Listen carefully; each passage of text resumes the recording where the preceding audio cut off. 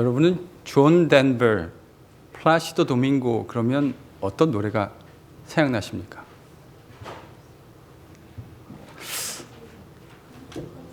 아마도 Perhaps Love라고 하는 그 노래가 생각나실 것이다 이렇게 생각합니다. 저도 예전에 제가 노래를 잘 못하는 건 아시죠?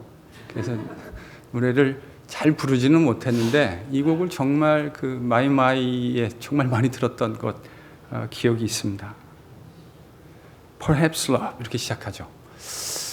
아마도 사랑이란 도대체 사랑이 어떤 것인가에 대한 수많은 단면들 사람들이 느끼는 대로 표현한 것이 아닌가 싶습니다. 사랑이 무엇인가? Resting place, 안식처다. 그 가사는 그렇게 시작합니다. 두 번째 사랑의 정의는 window라고 정의합니다. 그리고 그 다음 가사는요. Perhaps an open door 이렇게 시작하는데 이거 제가 하나님이 저에게 김소희 집사님 같은 목소리를 주셨으면 제가 한번 구성지게 불러보면 참 좋겠다 생각을 해봅니다. 안식처, 윈도우, 오픈도어. 사랑이라고 하는 것이 가지고 있는 여러 단면들을 사랑이 도대체 무엇이냐라고 하는 질문에 대해서 다양하게 정의해 줄 수 있는 것이겠죠. 그러면 여러분 신앙은 무엇이라고 생각하십니까?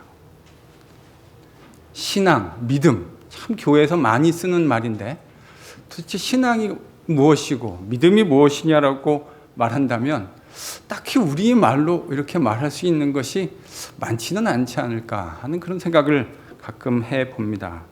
저는 그 신앙을 이렇게도 정의할 수 있지 않을까 싶습니다. 주님을 점점 더 알아가기. 정답은 아닙니다. 정답이 어디 있겠습니까? 수많은 해답 가운데 하나일 텐데 저는 신앙이라는 것이 주님을 점점 알아가는 과정이 아닐까 싶습니다. 어제 알았던 주님으로 그치는 것이 아니라 오늘 생경하게 만나게 되는 주님. 내가 지금까지 알아왔던 주님이 아니라 나를 새롭게 만나주시는 주님을 경험하면서 우리의 신앙이 성장해 가게 되는 것이 아닌가 하는 생각을 할 때가 있습니다. 지난 시간 요한이 말하고 있는 오병이어 사건이 유월절과 깊이 연관되어 있다라는 이야기를 여러분에게 했습니다. 유월절이라는 명절이 유대인에게 얼마나 중요한 명절이겠습니까?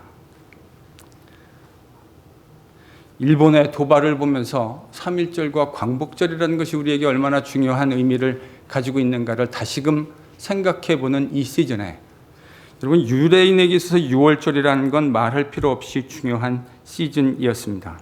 바로 그 시즌에 주님께서 오병이어의 기적을 일으키셨습니다. 그들이 보는 눈앞에서 2만 명도 더 되는 사람들이 보리떡 5개와 물고기 2마리로 배불리 먹고 12광줄이나 남게 되는 기막힌 이적을 그들의 눈으로 보게 된 겁니다. 이 사건을 현장에서 접한 사람들은 흥분에 휩싸이게 되었습니다. 유대인들의 기대 가운데 출애굽을 하고 유월절을 지나고 난 후에 하나님께서 출애굽한 공동체에게 과거 만나를 먹이셨던 것처럼 유대인들은 이제 메시아 왕이 오시는 그때가 되어지면 하나님께서 그와 같은 만나와 같은 양식을 그의 백성에게 베풀어 주실 것이라고 기대하고 있었습니다. 500년이라는 시간, 외세의 통치 앞에, 지금도 로마라고 하는 그 엄혹한 통치 앞에 살고 있었던 유대인들, 갈릴리 민중들이 자신들이 보는 앞에서 6월절 시즌에 우리 주님께서 보리떡 5개와 물고기 2마리로 2만 명을 먹이는 그 일을 보게 되었을 때 여러분 그들이 무슨 생각을 했겠습니까? 이제 저 주님이 우리의 왕만 되어주시기만 한다고 한다면 우리가 느끼고 있는 이 모든 서름과 압제로부터 우리를 해방해 주실 것이다. 그런 생각을 했던 거죠. 그러니까 무리들이 주님께 열광적으로 반응한 것이 저희가 잘 이해할 수 있을 것 같습니다. 무리들이 이렇게 난리가 나서 우리 주님을 왕으로 삼고자 했을 때 우리 주님은 그 자리를 아무런 관심도 없다는 듯이 피해서 산으로 혼자 올라가셨습니다. 무리들의 그 열화와 같은 팬심에 우리 주님은 전혀 관심을 가지지 않으셨던 겁니다. 오늘 본문은 주님이 그 산으로 올라가시고 난 후에 어떤 일이 일어났는가 하는 이야기를 기록해주고 있습니다. 동일한 사건을 다루고 있는 마가복음 본문을 보면 주님은 오병이어 사건이 발생하고 난 후에 제자들이 배를 타고 빨리 이동하도록 재촉하셨습니다. 그리고 자신이 산으로 가신 것으로 되어져 있습니다. 주님이 자신의 제자들을 무리로부터 떼어놓는데, 그들로부터 분리시키는데 우리 주님이 매우 적극적이었다고 하는 인상을 받지 않을 수가 없습니다. 왜 그러셨을까? 제자들의 입장에서 생각해 보면 이해가 잘 될 수 있지 않을까 생각합니다. 여러분, 이 오병이어 사건을 제자들의 입장에서 한번 바라보십시오. 무리들이 지금 이 오병이어의 기적이 일어나는 것을 보면서 열광했습니다. 그런데 그 열광하는 사람들을 옆에서 지켜보면서 여러분, 제자들은 무슨 생각을 했을 것이라고 생각하십니까? 우리는 이 오병이어 사건을 주님의 시각, 또 군중들의 시각에서 자꾸 보기만 했는데, 만약에 우리가 예수님의 제자였다면 이 오병이어 사건이 일어나고 있을 때 우리가 어떤 생각을 했을 것이라고 생각하십니까? 저는 제자들도 군중들과 그렇게 크게 많이 틀리지 않았을 것이라고 생각합니다. 왜냐하면 제자들도 갈릴리에 있는 그 무리들과 동시대 같은 세계관을 공유하며 살아갔던 사람들이기 때문에 그렇습니다. 이렇게 생각해 볼 수 있을 것 같아요. 마가복음을 보면 제자들이 예수님을 따르는데 순수한 동기만을 가지고 따랐던 것 같지가 않습니다. 그들이 그들 나름대로의 야망을 가지고 주님을 쫓아갔던 것 같아요. 예수님이 예루살렘 입성하셔서 왕이 되시기만 한다면 자신들도 예수님이 왕이 되실 때 로마를 멋지게 압제하고 그들을 이 땅에서 몰아내고 왕이신 주님의 오른편에 왼편에 서서 영광스럽게 한자리 차지하며 주님과 통치할 것이라고 하는 야망을 가지고 그들은 예수님을 쫓았던 것 같습니다. 그런데 주님이 지금 6월절 명절에 수많은 갈릴리 사람들이 모여있는 곳에서 오병이어의 기적을 일으키신 겁니다. 오병이어의 기적을 일으키시고 그 모든 일을 직접 주관해 가시는 그 주님의 모습을 보면서 그들은 신명기 17장이 예언했던 그 선지자의 모습을 떠올렸을 겁니다. 갈릴리 청중들만 그런 모습을 떠올린 것이 아니라 제자들도 동일한 생각을 했을 것이라고 생각합니다. 정말 신나지 않았을까요? 500년 동안 나라를 잃은 백성이 이제 저 메시아 예수님이 왕이 되기만 한다면 그와 더불어 정말 멋진 모습으로 나라의 독립도 이루고 우리가 꿈꾸던 세상을 함께 이룰 것이라고 하는 생각을, 그 야망을 가지고 있는 제자들이 여러분 어떻게 그 광경을 덤덤하게 바라볼 수 있었겠습니까? 저는 그들이 매우 격양된 모습으로 그 자리에 있었을 것이라 추측합니다.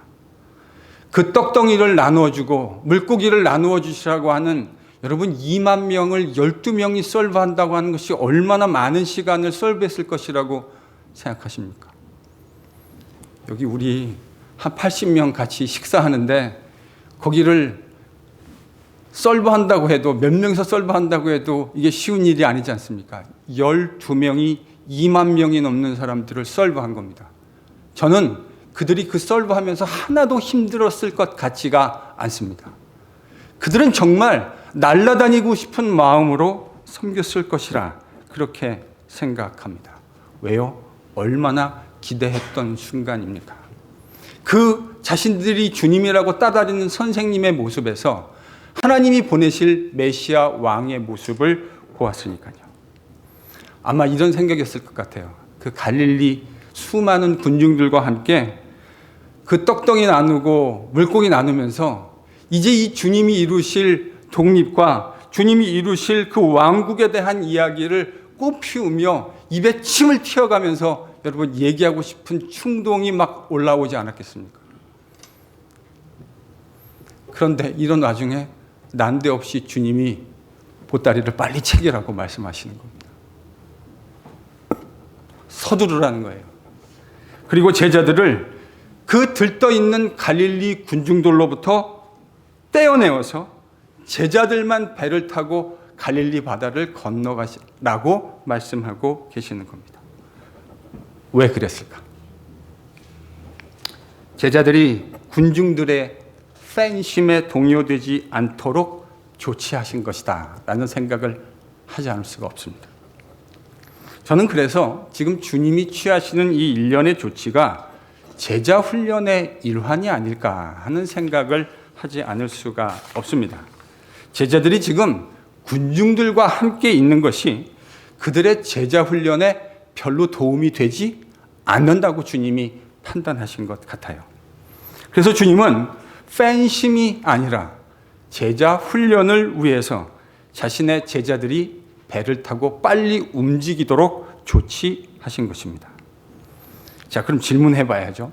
주님은 도대체 어떤 종류의 제자 훈련을 하고 싶으셔서 제자들을 격리시켜서 배를 타고 갈릴리 바다를 건너가게 하셨을까? 오늘 본문이 바로 그 제자 훈련에 대한 내용을 다루고 있습니다. 주님은 제자들을 일단 군중들로부터 격리시키고 난 후에 제자들만 따로 배 안에, 한번 상상해 보십시오. 배 안에 제자들만 따로 지금 존재하고 있는 겁니다. 이런 격리 조치 후에 주님이 첫 번째 조치를 취하시는데 그 첫 번째 조치가 16절에 기록되어 있습니다. 여러분 16절을 같이 읽습니다. 여러분 첫 번째 조치가 무엇입니까?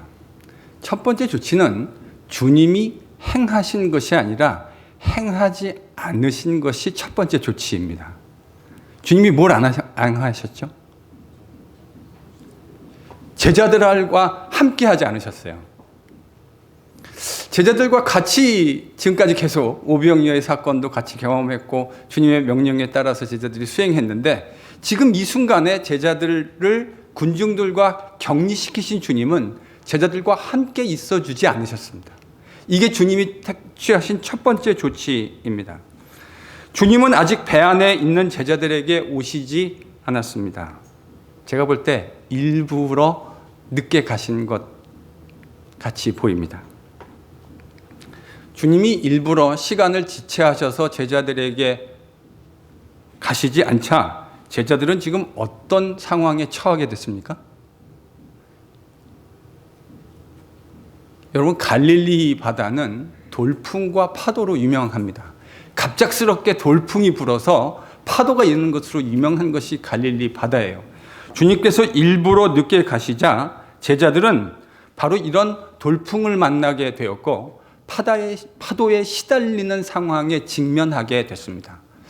정확한 시간, 몇 시에 그들이 배에 탑승했는지를 말하는 것은 어렵겠지만 적어도 그들이 이 배 안에서 노를 젓느라고 얼마나 오랫동안 수고했는지를 얘기하는 것이 마가복음에 나오는데 제자들은 새벽 한 3, 4시경이 될 때까지 이 파도를 거스려서 노를 젓느라 정말 죽을 고생을 했던 것으로 보입니다. 제자들은 그 상황을 극복하기 위해서 열심히 노를 젓기는 했지만 파도와 바람을 이겨낼 수 있는 재간이 없었습니다. 모타가 달려 있었다고 한다면 그 모타의 힘으로 어느 정도 쉽게 극복할 수 있었는지 모르겠는데 자연적인 노를 저어서 그 파도와 그 비바람을 극복하는 것은 쉽지 않았던 것으로 보입니다. 그런데 바로 이런 상황에서 제자들이 정말 죽을 고생을 하고 있는데 주님의 두 번째 조치가 취해집니다. 그것은 주님이 그 고생을 하고 있는 제자들에게 나타나시는 겁니다. 근데 나타나신다고 하면 저희들이 이 상황에서 주님이 뭘 타고 오셔야 된다고 쉽게 생각할 수 있죠? 아니, 배를 타고 오셔야죠. 바다 가운데 있는데 주님이 제자들에게 오시려면 배를 타고 오셔야 하는데, 주님이 배를 타고 제자들에게 다가오신 것이 아니라 물 위를 걸어서. 여러분, 이 장면을 한번 상상해 보십시오. 새벽 3, 4시경 돌풍도 불고 비바람 불고 파도 치는, 그러니까 달빛 하나 선명하게 보이지 않는 그런 칠흑같이 어두운 밤이 아니었겠습니까? 근데 주님이 그 파도를 밟으며 제자들을 향해 걸어오고 계시는 겁니다. 마가복음의 기록에 보면 제자들이 주님을 보고 누구라고 생각했죠? 유령, 귀신이었다고 생각했습니다. 여러분, 이 장면 한번 상상해 보세요. 그러지 않았겠습니까? 밤바다라는 게 얼마나 무서운 건데, 그것도 비바람이 몰아치는 밤바다라는 게 얼마나 무서운 건데, 거기 지금 뭔가 희끄무리한 게 이렇게 지나가고 있는 겁니다. 두려웠을 것이라고 생각합니다. 제가 그 자리에 있어서도 정말 무서웠을 것 같습니다. 그런데 여기서 중요한 질문이 하나 생깁니다. 좀 전에 제가 지금 이 상황이 주님이 제자들을 위한 제자 훈련의 일환이다, 이렇게 말씀을 드렸는데, 그럼 지금 이 제자 훈련이라는 게 도대체 어떤 성격을 가지고 있는 제자 훈련이었을까? 밤에 거센 파도와 비바람과 맞서 싸워야 하니, 그렇게 노를 지어야 하니, 여러분, 극기 훈련을 지금 하고 있는 겁니까? 아니면 희끄무리한 유령같이 보이는 주님이 걸어오시는 거니 이게 담력 훈련하고 있는 겁니까?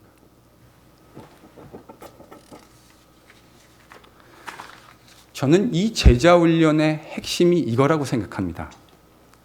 예수, 그는 과연 누구이신가? 예수, 우리가 선생이라고 부르는, 우리가 지금 갈릴리의 사람들과 똑같이 우리를 해방시켜 줄 것이라고 기대하고 있는 저 예수, 저분은 도대체 누구이신가? 전 이게 이 제자 훈련의 핵심이라고 생각합니다. 즉, 예수님이 누구이신가 하는 그 정체성에 관련된 훈련이라는 말입니다. 지금 군중을 비롯해서 예수님의 제자들은 예수님이 누구라고 생각하고 있다고요? 우리를 그 선지자, 왕 같은 바로 그 선지자, 우리를 로마로부터 독립시켜줄, 우리에게 그 자유를 가져다 줄 그 메시아 왕이라고 생각하고 있었던 겁니다. 제자들도 별반 다르지 않았을 거라고 생각합니다. 제자들도 그렇게 생각하고 있었어요. 다만 다른 것이 있다면 제자들은 거기다가 하나 더 더해서 저 주님이 왕이 됐을 때 누가 주님의 오른편 왼편에서 영광을 함께 누릴 것인가 하는 것에 마음이 뺏겨 있었죠. 그것만 달랐습니다.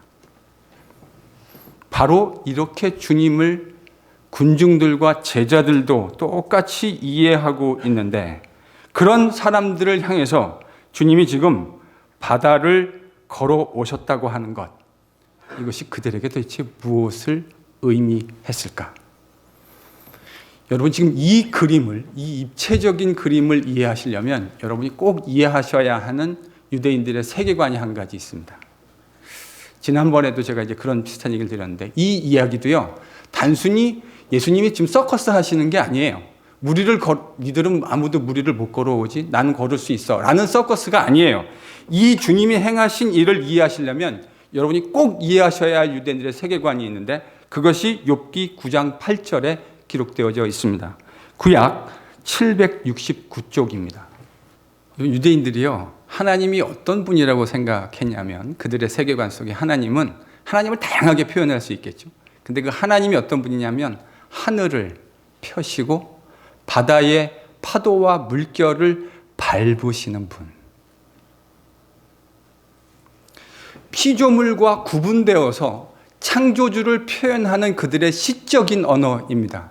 창공과 저 하늘에 펴시고, 그리고 바다의 파도를 밟고 오시는 그 하나님. 누가 하늘을 펼 수 있으며 누가 파도를 밟으며 걸어다닐 수 있었겠습니까?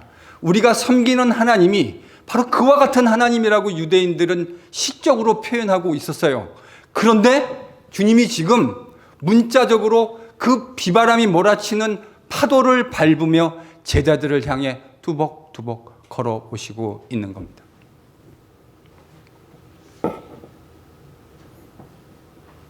주님이 무슨 이야기를 하고 싶으실까요? 나는 너희들이 생각하는 것처럼 유대인을 그저 로마로부터 독립시켜줄 그런 정치적인 왕이 아니다.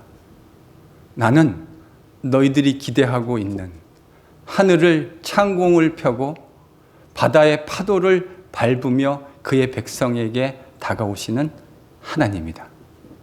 예수님이 지금 자신이 누구이신지를 제대로 보지 못하고 있는 제자들에게 다시 정확하게 알려주고 싶으셨던 겁니다. 이뿐만이 아닙니다. 이와 정확하게 같이 궤를 같이 하는 것이 20절에 등장합니다. 여러분 20절, 본문 20절도 저희들이 함께 같이 읽습니다. 지금 두려워 떨고 있는 제자들에게 예수님이 뭐라 하시냐면 내니 두려워하지 말라. 이 말을 얼핏 읽으면 예수님이 유령이라고 생각하는 제자들에게 나 유령 아니다. 나다. 니들이 따라다니는 선생 나 예수다. 걱정하지 마라. 이 정도로 이야기하신 것처럼 들릴 수 있습니다. 그런데 주님이 하신 말씀은 저는 그보다 훨씬 더 심오한 뜻이 있다고 생각합니다. 지금 욥기 9장 8절에서 자신을 하나님이라고 이야기하시는 그 하나님의 특성으로 제자들에게 나타나셨던 주님께서 내니 두려워 말라라고 하셨을 때 그 내니라는 말도 저는 같은 맥락에서 이해해야 한다고 생각합니다. 영어로는 I am. 요한복음에서 요한이 쓴 말로 하면 에고 에이미. I am. 하나님이 자신의 백성에게, 언약 백성에게 I am 이라고 소개하셨던 적이 있죠. 여러분 기억나십니까? 구약성경 출애굽기를 읽으면 모세가 하나님께 하나님 제가 가서 저 백성들에게 하나님이 나를 보내서 당신들을 출애굽하라고 말씀하셨습니다. 이렇게 이야기하면 그들이 너에게 나타나신 하나님이 누구시냐? 그의 이름이 뭐냐? 이렇게 물을 겁니다. 그랬더니 그때 하나님이 모세에게 뭐라고 대답하셨습니까? 나는 스스로 있는 자니라. 여러분 그거의 영어 번역이 뭐냐면 I am who I am. 사실 그건요 의역이에요. 정확하게 그 말이 어떤 의미인지를 문자적으로 말하는 건 쉽지는 않아요. 그러나 문맥은 매우 명확해요. 무슨 문맥입니까? 나는 너희들과 근본적으로 다른, 너희들은 나에 의해서 존재하게 된 피조물이지만 나는 그냥 존재하는 창조주야. 그 말을 헬라어로 번역했을 때 에고 에임이라고 번역했습니다. 근데 주님이 지금 바로 그 출애굽기가 생각나는 언어 에고 에이미를 가지고 내니 나다 라고 말씀하시는 거예요. 이거는 내가 단순히 예수다, 니들이 아는 선생 예수다라는 말의 의미 정도가 아닙니다. 넘어서서 요한복음에서 예수님이 누구이신지를 그의 제자들과 이스라엘 백성들에게 계시하실 적마다 에고 에임이라는 단어가 사용됩니다. 요한은 예수님의 신적인 정체를 드러날 때마다 이 에고 에임이라는 단어를 통해서 표현했다고요. 지금 바로 그 언어로 예수님이 내니 I am 무슨 말입니까? 구약에서 출애굽 역사를 이루어냈던 바로 그 하나님, 내가 바로 그 하나님이다. 어떻습니까? 똑같은 맥락 아닙니까? 바다를 밟고 오실 수 있는 유일하신 그 하나님, 그 하나님이 지금 제자들을 찾아오신 겁니다. 종합해보면 이런 이야기가 될 수 있을 것이라 생각합니다. 제자들은 지금 예수님을 갈릴리 군중처럼 로마에 압제해서 우리를 구원해 줄 수 있는 정치적인 왕이 되기를 기대했습니다. 그렇게 주님을 바라보고 있어요. 그런데 주님은 그들이 원했던 정치적인 왕이 되어주실 의도가 추호도 없으셨습니다. 왜냐하면 그게 주님의 진정한 정체가 아니었기 때문입니다. 주님은 도리어 자신이 진정으로 누구이신지를 분명하게 보여주기 위해서 친히 파도를 밟는 모습을 통해서 제자들에게 자신이 누구이신지, 친히 파도를 밟으며 피조 세계를 통치하시는 여호와 하나님이라고 하는 사실을 보여주기를 원하셨던 겁니다. 그리고 그렇게 죽을 고생을 하며 파도와 싸우고 있는 제자들에게 그 파도를 밟으며 그들을 향해 걸어가신 겁니다. 저는 지금 오병이어 사건 이후에 제자들이 겪었던 이 경험이 훗날 그들에게 있어서 정말로 엄청난 영적인 자산이 되었을 것이라 생각합니다. 이 경험이 그들에게 말할 수 없는 위로가 그리고 격려가 되었을 것이라고 생각해요. 여러분, 1세기 로마 통치하에서 사도로서 복음을 전한다고 하는 상황이 어떤 상황이었는지 여러분 이해하실 수 있지 않겠습니까? 비바람 불고 폭풍우가 치는 것 같은 절박한 상황들을 지나가며 그들이 복음을 증거했을 때에 비바람 불고 폭풍우 치는 것 같은 그 상황 속에서 저는 제자들이 예수님과 함께 했던 바다를 걸어오셨던 주님을 떠올릴 수 있었을 것이라고 생각합니다. 모든 피조 세계의 피조물과 달리 모든 것들을 통제하시고 통치하실 수 있는 그 여호와 하나님, 내가 섬기는 주님, 내가 주님이라고 고백하는 그분이 바로 그와 같은 분이었다고 하는 것을 기억하는 것이 그들에게 엄청난 위로와 격려가 되었을 것이라 생각합니다. 저는 오늘 이 장면에서 고통당하고 있고 두려움 가운데 떨고 있는 제자들의 모습에서 오늘날 우리 제자들의 모습도 오버랩이 됩니다. 세상의 거친 파도와 맞서 싸우느라 고생하고 있는 자신의 백성들을 향해 친히 그 파도를 다스리시며 파도를 밟으며 오시는 창조주 하나님의 모습이, 그 주님의 모습이 참 반갑고 너무나 고맙습니다. 힘든 이민살이 파도 맞고 살아가고 있는 당신의 백성들, 주님이 지금도 오늘도 찾아와 주실 것이라고 믿기 때문입니다. 주님이 찾아오셔서 우리의 삶 속에 있는 다양한 파도도 다스려 주실 것이라고 믿기 때문입니다. 여러분, 목회를 하다 보면 다양한 어려움을 겪고 있는 성도들의 이야기를 듣게 됩니다.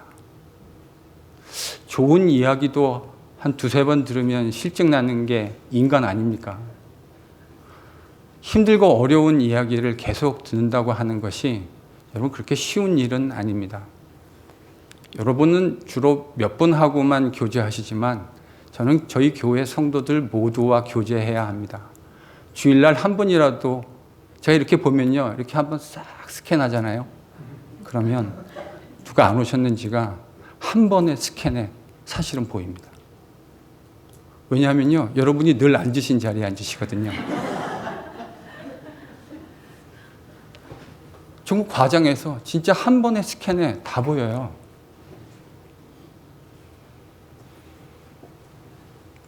힘들고 어려운 일을 지나가고 있는 성도들의 이야기를 듣다 보면 매우 무기력해지는 제 자신을 발견하게 됩니다. 여러분도 그러시지 않습니까?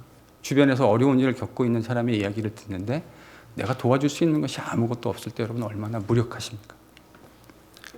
저는 그 이야기를 우리 교회 구성원의 n분의 1만큼 경험하게 됩니다. 그래서 그런 일을 겪을 때 솔직하게 힘들 때가 있습니다. 뭐 이야기를 들어드리는 것 이외에 제가 속 시원하게 해드릴 수 있는 것이 아무것도 없기 때문입니다. 그런 무기력한 제 자신을 볼 때 참 답답한 마음이 들 때가 있습니다. 그렇기는 하지만 제가 하나 믿는 거 있습니다. 나는 비록 아무것도 도와드릴 수 있는 것이 없지만 우리 주님이 다스리지 못할 파도가 없다고 하는 사실, 제가 그 사실 하나만은 믿습니다.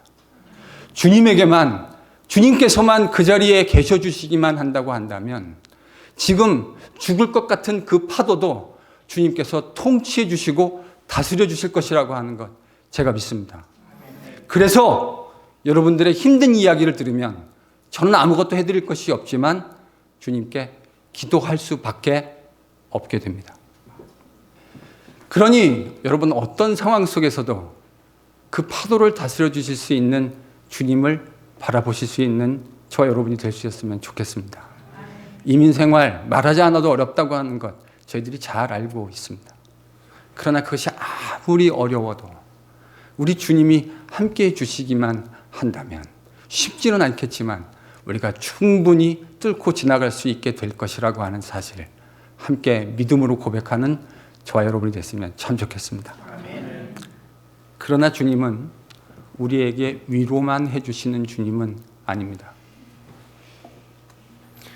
만일 주님이 누구이신지 제자들에게 분명하고 선명하게 가르쳐 주시는 제자 훈련이 없었다고 한다면 제자들은 주님이 누구신지를 깨닫는데 상당한 어려움을 겪었을 것이라고 생각합니다. 주님은 유월절에 유대인들을 정치적으로 해방해 주시는 그런 왕이 아니셨습니다. 주님은 도리어 죄악이라고 하는 눈에 보이지는 않지만 훨씬 더 강력한 세력 앞에 매여 노예 생활하고 있었던 우리들, 그 백성을 위해서 친히 유월절 어린 양으로 찾아오신 창조주 하나님이셨습니다. 그 창조주 하나님이 친히 유월절 양이 되어서 당신의 백성들을 대신해서 죽임을 당했기 때문에 그의 백성인 우리가 하나님의 백성이 되어서 영원토록 그와 함께 생명의 교제를 누릴 수 있게 된 겁니다. 바로 그 사실을 깨닫게 해주기 위해서 주님은 치밀하게 이 제자 훈련을 준비하신 겁니다. 그래서 제자들로 하여금 파도가 치는 밤바다에서 그 파도를 거스리며 그들의 힘으로 어쩔 수 없는, 제압할 수 없는 상황 속에서 악전고투하게 하셨습니다. 제자 훈련이 가능할 수밖에 없는 상황을 일부러 만드신 겁니다. 이 과정을 통과하며 제자들은 예수님이 누구이신지를 제대로 정확하게 깨닫게 되는 겁니다.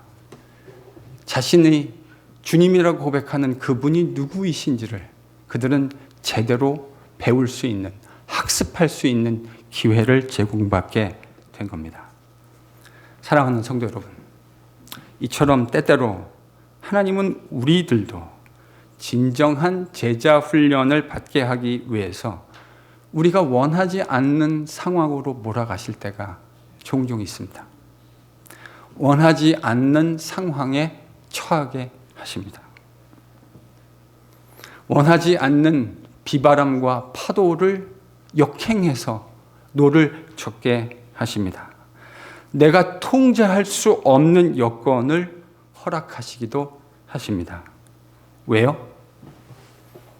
그런 과정들을 지나가며 내가 기대했던, 내가 부리고 싶은 꼭두각시 왕이신 주님에 대한 기대가 철저하게 무너지고 주님이 진정으로 누구이신가를 우리로 하여금 깨닫게 하시기 위해서 주님은 우리에게 오늘도 그러한 상황을 허락하실 때가 많습니다.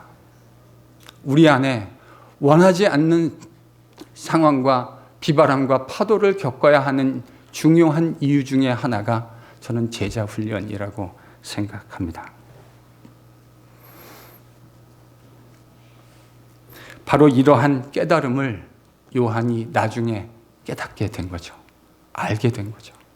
아, 내가 과거에 생각했던, 우리가 열망했던 꼭두각시 왕이 아니라 주님이 과연 진정으로 누구이신가 하는 것을 깨닫고 우리에게 저는 이렇게 질문하고 있는 것 같습니다. 오병이어 사건과 바다를 걸어오시는 그 주님의 이야기를 백투백으로 배열하면서 우리에게 이렇게 묻고 있는 것 같아요. 당신에게 주님은 진정으로 누구십니까? 여러분에게 우리 주님 예수는 진정으로 누구십니까? 우리가 원하는 바를 성취하고 도와주셔야 하는 협력자 꼭두각시 왕입니까? 아니면 당신의 모든 삶을 그분의 발 앞에 내어드리고 순종해야 할 우리의 창조주와 구속주 하나님이십니까? 저는 신앙이란 주어가 바뀌는 것이라고 생각합니다. 그렇게 정의할 수 있다고 생각합니다. 내가에서 그분으로. 내가 말만 열면 내가 생각하는 방식대로, 내가 추구하는 방식대로 살아가는 방식에서 그분이 기대하시는 방식대로, 그분이 원하시는 방식대로 변해가는 일련의 과정이 저는 제자 훈련의 과정이라고 생각합니다. 내가 원하고 소망하는 것이 이루어지기를 바라는 것에서 그분의 나라가, 그분의 통치가 우리 가운데 이루어지기를, 삶의 모든 영역에서 이루어지기를 소망하게 되는 겁니다. 그게 진짜 주님을 만난 사람의 삶과 입에서 터져나오는 고백과 행위라고 생각합니다. 옆에 있는 분에게 이렇게 권면하십시다. 옆에 분에게 권면해 주세요. 진정한 우리 왕 주님을 알아갑시다. 그분을 의지하며 사랑하십시다. 바람과 파도를 헤치고 오시는 주님을 만나실 수 있기를 바랍니다. 예, 그건 안 읽으셔도 되는데 제 혼자 하려고 하는 독백이었는데, 여러분의 삶 속에 일어나는 바람과 파도를 그렇게 만날 수밖에 없는 상황을 허락하신 것도 주님이십니다. 그리고 그 속에서 주님이 어떤 분이신지, 내가 생각하는 주님이 아니라 내 생각을 뛰어넘는 생경한 주님을 만나게 되실 겁니다. 그분이 진짜 주님입니다. 그 주님을 만나는 게 진짜 신앙생활이에요. 그리고 그걸 만나야 진짜 신앙생활의 기쁨과 감격이 무엇인지를 깨달을 수 있게 되는 겁니다. 내가 원하는 바를 들어주는 꼭두각시 왕이 아니라 세상을 창조하시고 또한 구속하시는 그 영광의 왕께 합당한 경배와 찬양과 순종을 돌려드리는 NGPC가 될 수 있기를 예수님의 이름으로 간절히 축원합니다.